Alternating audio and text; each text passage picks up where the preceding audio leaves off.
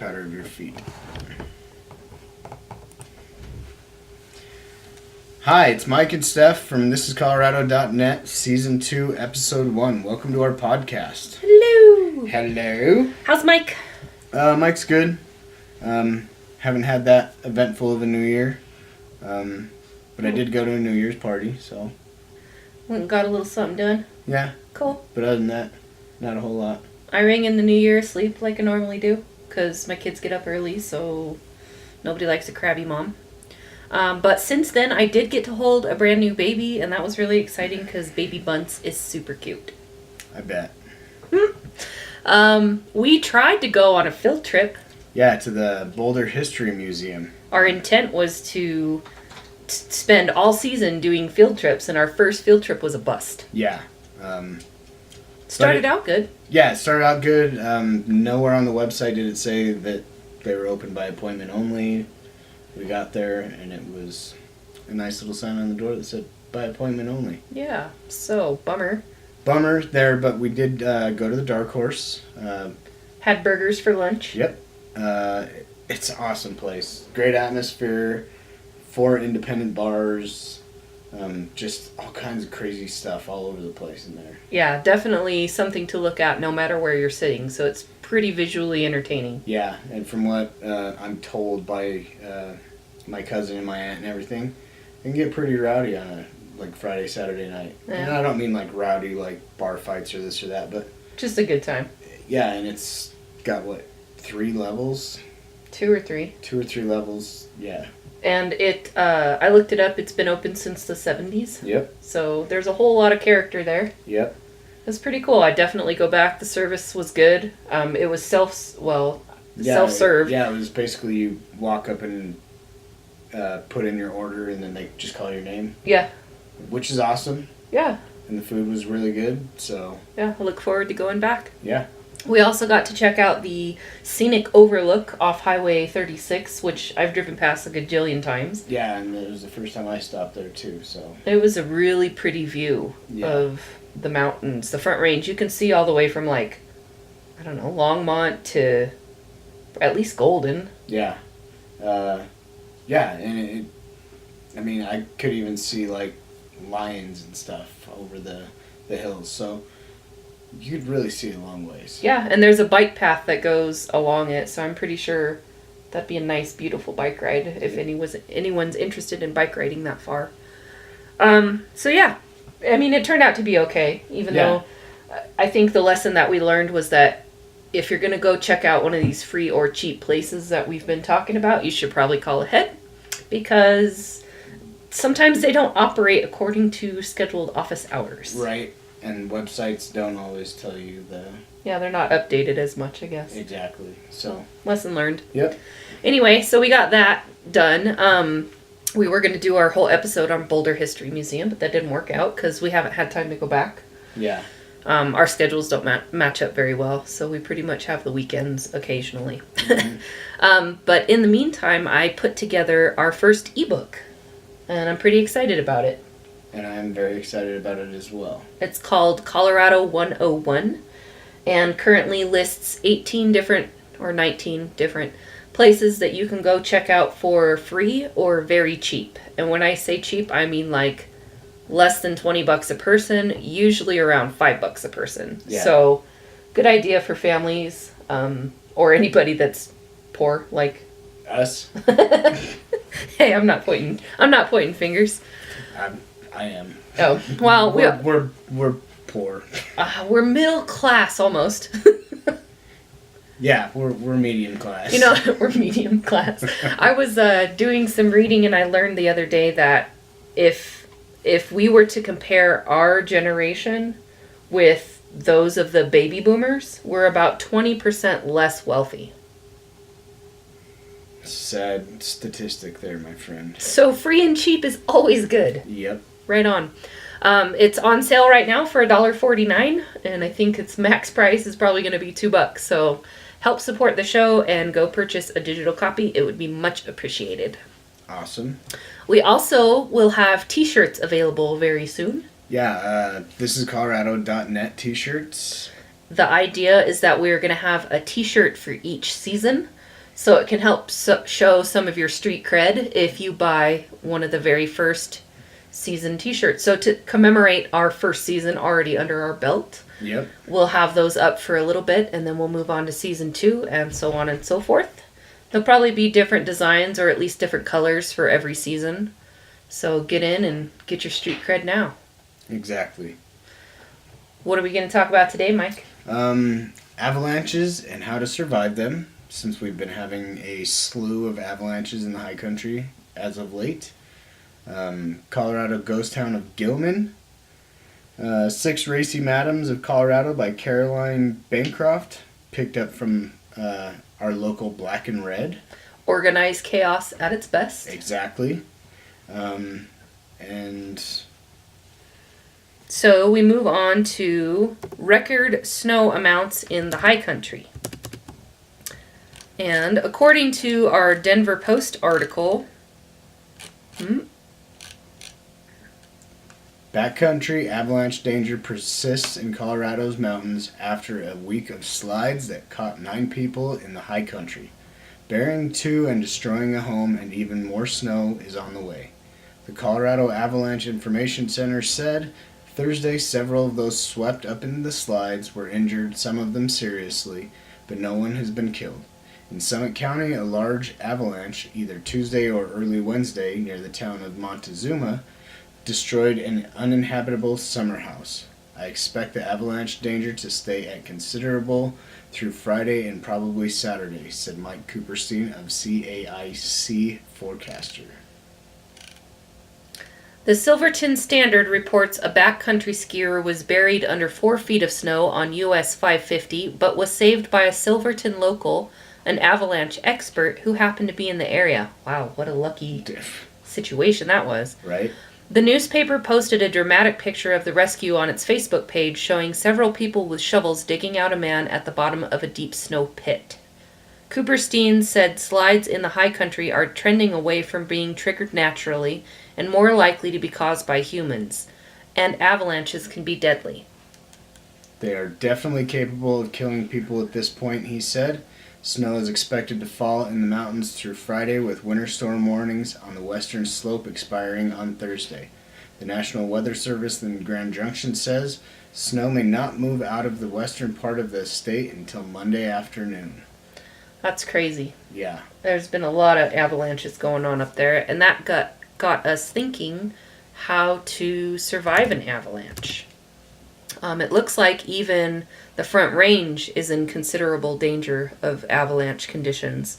So you need to be cautious about route finding, and conservative decision making is essential. Yeah, and from this map we're looking at, it is basically just from the west side of Boulder all the way to Grand Junction. North and south covered pretty solid. Yeah, so be careful up there. Everywhere is on high alert. Avalanches can kill. Yep. And have killed. Yep, absolutely. So we wanted to figure out how to best survive a situation like that. So we found an article from theclimb.com. It's CLYMB. And it's 6 tips for surviving an avalanche. Plotting your descent into a white, untouched canvas is a feeling like nothing else. But there's one concern that keeps every responsible backcountry skier or snowboarder humble before the drop-in: the threat of avalanche. That's why it's important to be aware of snow conditions and what to do if trouble begins. Here's a list of 6 tips that might just save your life if you have the misfortune of experiencing an avalanche. Number 1, move sideways. The center of an avalanche is where the snow moves the fastest, making it most dangerous place for you to be. Whether the avalanche begins directly beneath your feet or above you, the best strategy to avoid getting caught is to move sideways. It's important to begin moving immediately after you notice the signs of an avalanche, because the quicker you get out of the way, the higher your chances of survival. Just make sure you don't move so quickly that you lose footing. Number 2 is jump up slope. Most avalanches that you experience skiing or snowboarding will be caused by you. If this should happen, the snow will begin to fall directly beneath you. The best strategy to avoid getting caught is to quickly jump up slope. If you're able to move beyond the fracture line fast enough, you might avoid getting caught in the slide. Be careful with this one. It's unlikely that your brain will process what's happening fast enough for you to react in time to jump out of the way of a starting avalanche. Carry an avalanche beacon. An avalanche beacon, also known as an avalanche transceiver, greatly increases your chances of survival once you have been buried. Most beacons transmit a radio frequency to a receiver or another beacon. This enables your rescuers to pinpoint exactly where you are underneath the snow before they start digging. If you are skiing off-piste, it is absolutely essential to carry an avalanche beacon. Can you just say it's absolutely essential to carry, and I'm going to edit that out since we don't know how to say it. If you are skiing, it is absolutely essential to carry an avalanche beacon. Number 4, grab something. This obvious sounding tactic greatly depends on the size of the avalanche, but in smaller, less powerful situations, it can save your life. While major avalanches have the strength to rip trees and rocks from the ground, grabbing onto them during a smaller slide can keep you in a static location and not get disoriented as the snow compacts around you. Once you've found yourself being dragged down a mountain by an avalanche, you should tap your surfing skills to avoid being buried deep. Try to stay afloat and keep your head in the open air by swimming as hard as you can in the direction of the fastest moving snow. Number 6 is create an air pocket. When buried in snow, asphyxiation is your biggest worry. Cupping your mouth when you're being thrown around by the snow will create a small pocket of air for you to survive on for up to 30 minutes. Once you've come to a stop, dig out a hole around your face. Another strategy is to expand your chest by filling your lungs with air so that you have more room to breathe once the snow has settled. And the settled snow is like concrete. Yep, on top of you, so it compacts pretty fast, pretty hard. So if you're caught in one of these situations, you really need to be paying attention and on your game in order to survive it. Exactly. You also can take an avalanche course. I will find one and link it in the show notes for you. Awesome. So that got us to thinking about avalanche survival gear and equipment. Because that's what we do. Yeah. From airbag packs to avalanche probes to shovels. Beacons. Yes. Snow saws, all of it. And there is one product specific that works kind of like a parachute, but it's inflatable, so like the thing you would put around your neck in a plane in the event of a crash. Water landing? Yeah, water landing. But it basically is kind of like butterfly wings that come out from under your arms, over your shoulders, and behind your head, so that it gives you a bigger air pocket. Air pocket if you get buried, but so you don't get jostled around and get knocked out. Oh, yeah, I didn't even think about that. Yeah, because snow's heavy, as we all know.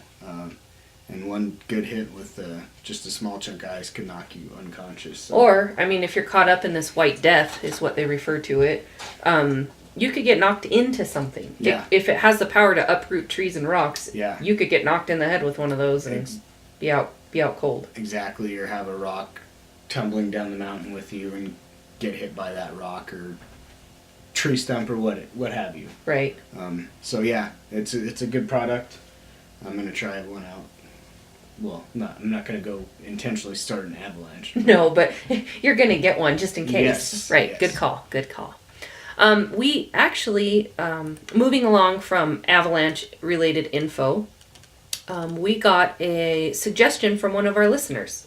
We want to thank Amber for the heads up on Colorado ghost town of Gilman.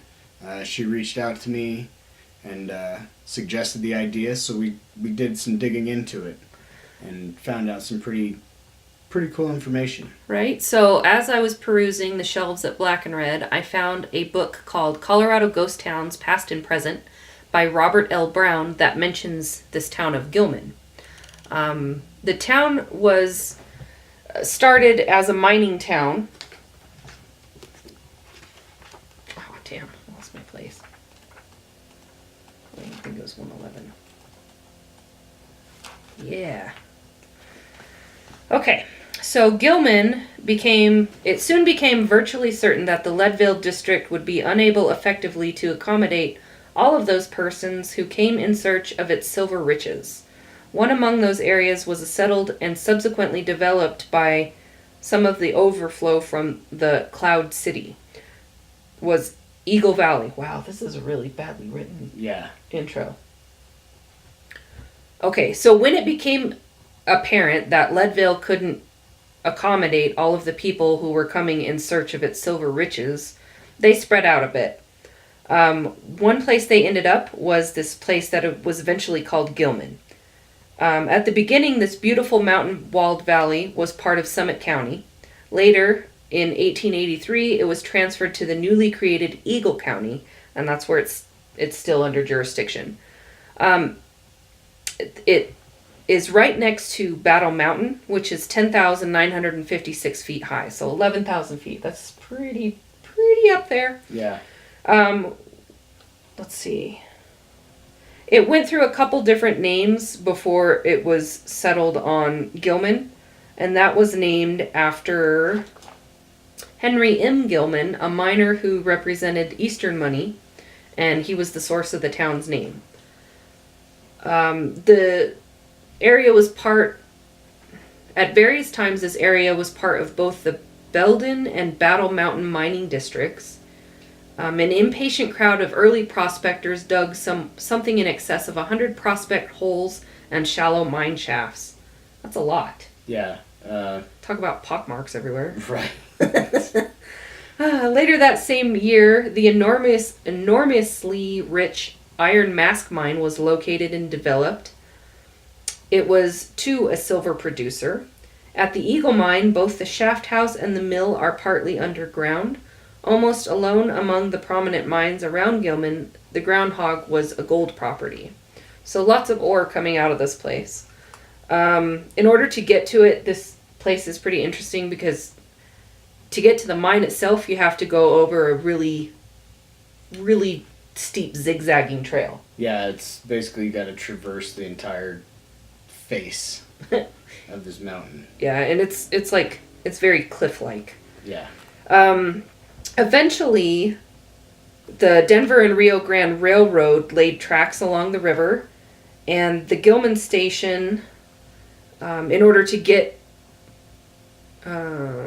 between the town and the mines, you had to go by climbing a series of wooden stairs. Population statistics for Gilman vary almost to the point of incredulity. Incredulity? I'll allow it.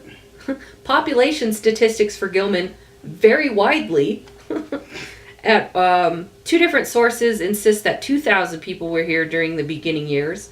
Other sources vary from a more realistic 200 to 300 in 1899. So a pretty small little town. Yeah.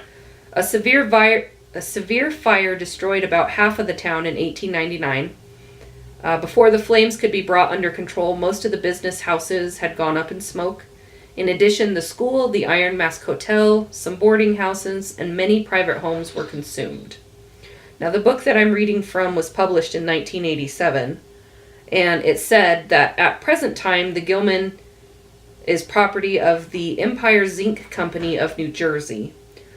Since then, though, it was shut down in 1984 by the EPA because of toxic pollutants and contaminated groundwater. It's currently off limits, and it is private property, so we opted not to check it out, just because we don't really want trespassing tickets. Yeah, I looked into it, and it's one road in, one road out, that whole scenario. There's not really a way to be sneaky.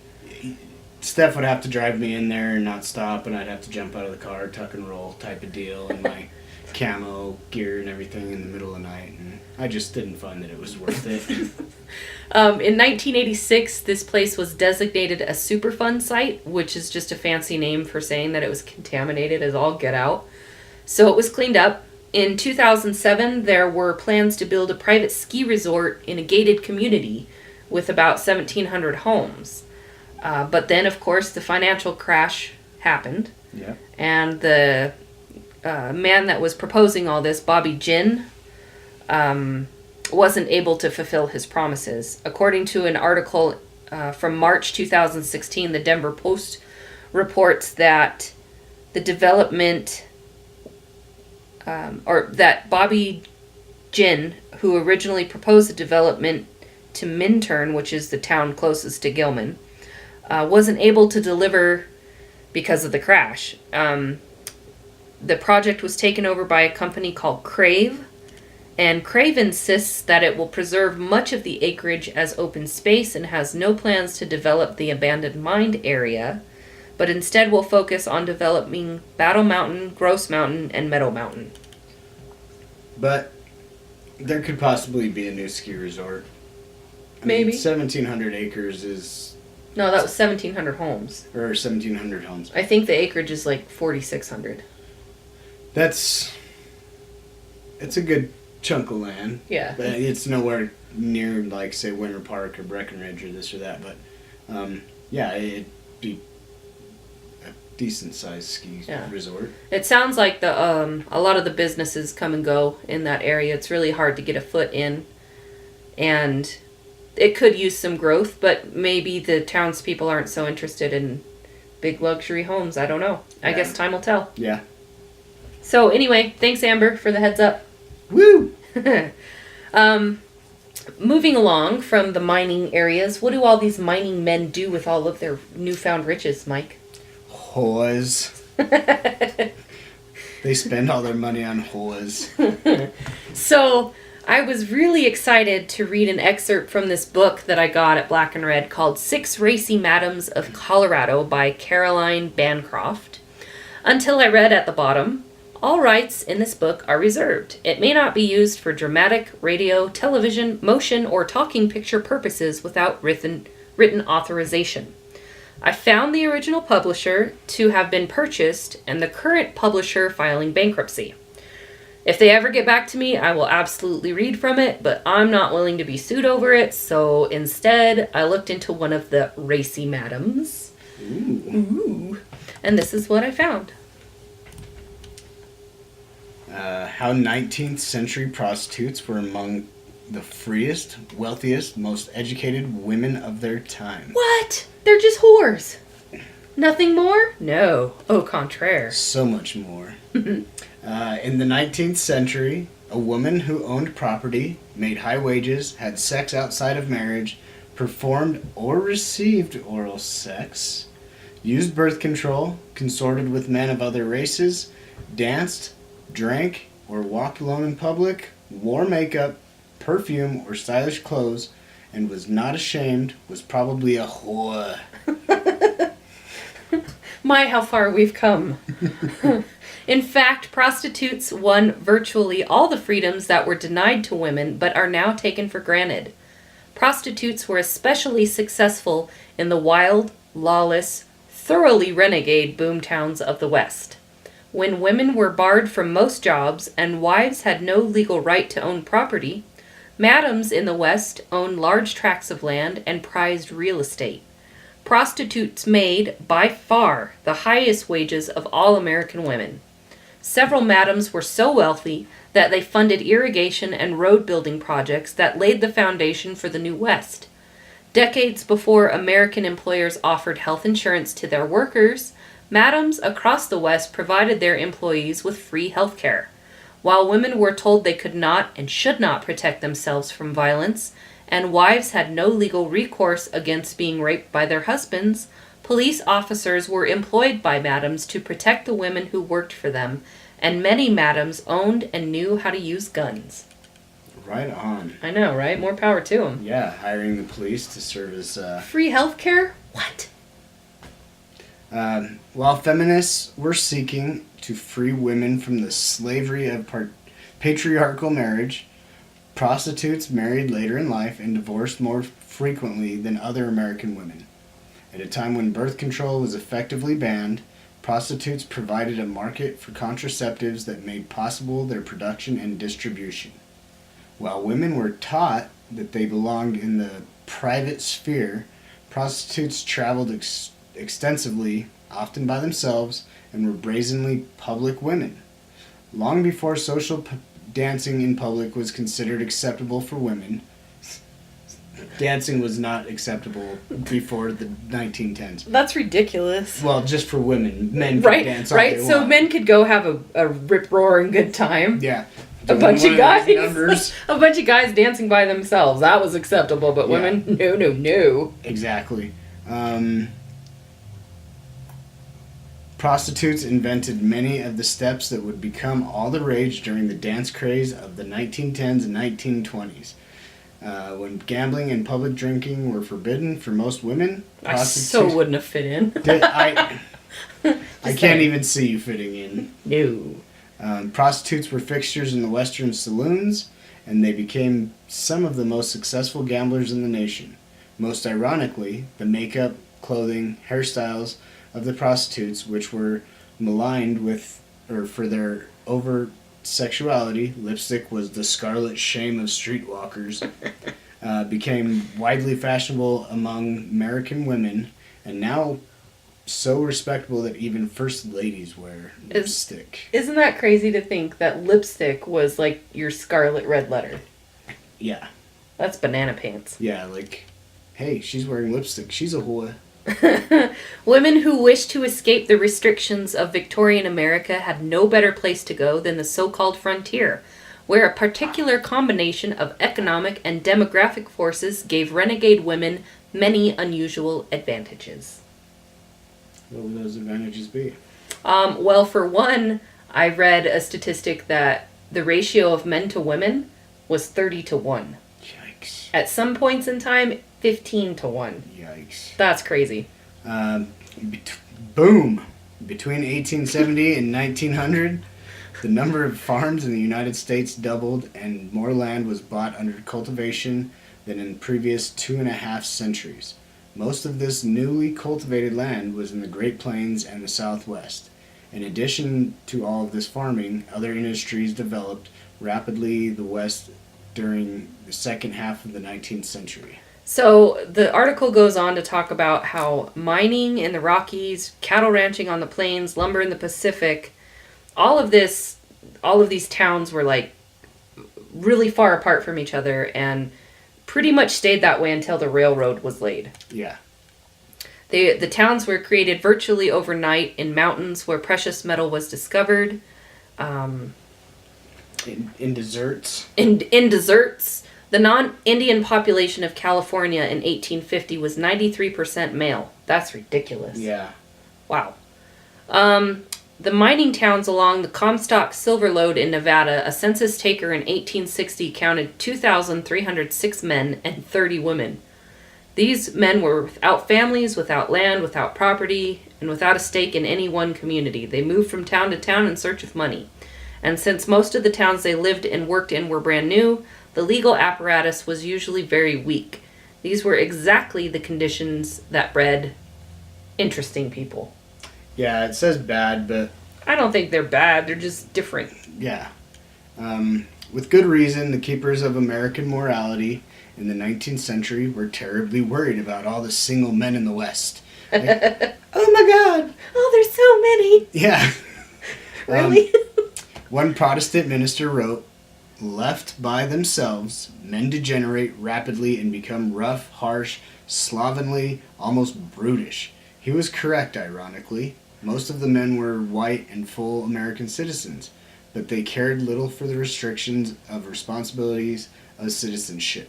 One moral reformer in Montana reported this about life in mining towns. Men without restraint of law, indifferent to public opinion, and unburdened by families, drink whenever they feel like it, whenever they have money to pay for it, and whenever there is nothing else to do. Bad manners follow, profanity becomes a matter of course. I'm so worried. I know. Excitability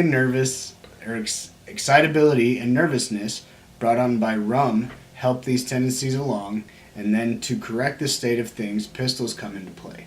In the silver mining boomtown of Leadville, Colorado, 1879, there were 120 saloons, 19 beer halls, 188 gambling houses, and 4 churches. I find it so interesting that the lives of these moral reformers or these Victorian proper people were so boring that they had to worry about people hundreds and hundreds of miles away.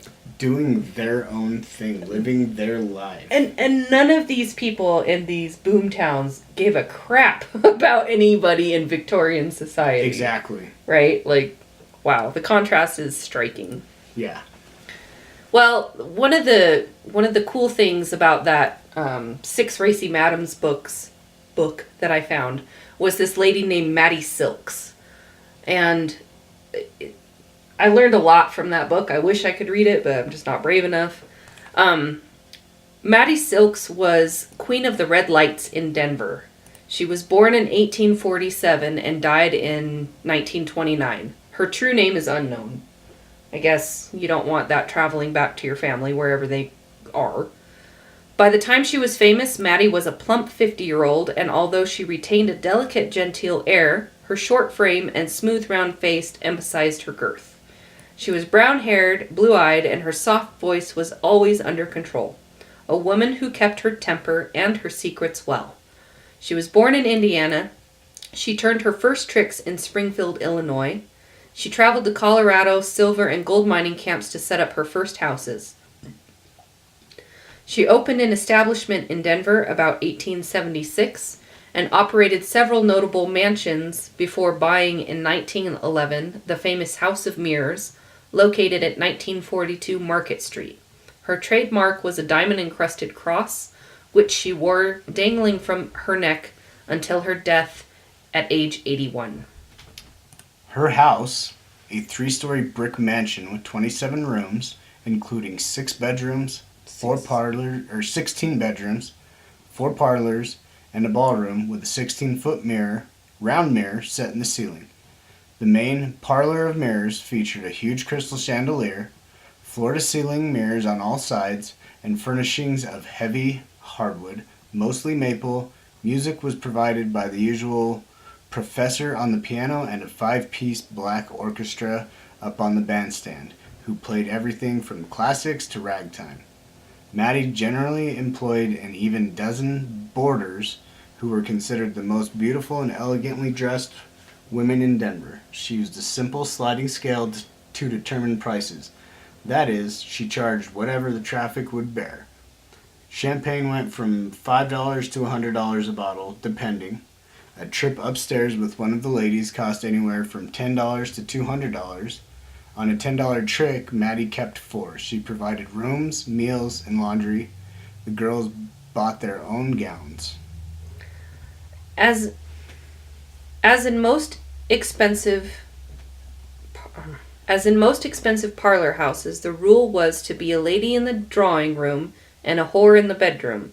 It was pretty much anything goes once the doors were securely fastened upstairs, but down below all was proper and correct. Maddie would tolerate neither cursing nor smoking by her girls. The customers were always treated as gentlemen. In the main parlor there were many overstuffed chairs with ottomans on each side. The girls were allowed to sit only on the ottomans, not on the chairs, and never on the laps of the guests. Maddie herself left the best testimony about her philosophy and operating methods in a short interview she gave to a Denver newspaper in 1926 at age 79. I went into a sporting life for business reasons and for no other. She said quite matter-of-factly, it was a way for a woman in those days to make money, and I made it. I considered myself then, and I do now, as a businesswoman. I operated the best house in town, and I had as my clients the most important men in the West. I kept the names of my regulars on a list. I never showed the list to anyone, nor will I tell you the names now. If a man did not conduct himself as a gentleman, he was not welcome, nor ever permitted to come again. My customers knew I would not talk about them, and they respected me for this. My houses were well kept and well furnished. They had better furnishings than any of my competitors, gilt mirrors, velvet curtains. I never took a girl into my house who had had no previous experience of life and men. This was a rule of mine. No innocent young girl was ever hired by me, and they came to me for the same reasons that I hired them, because there was money in it for all of us. That's awesome. Yeah, that information came from trivialibrary.com.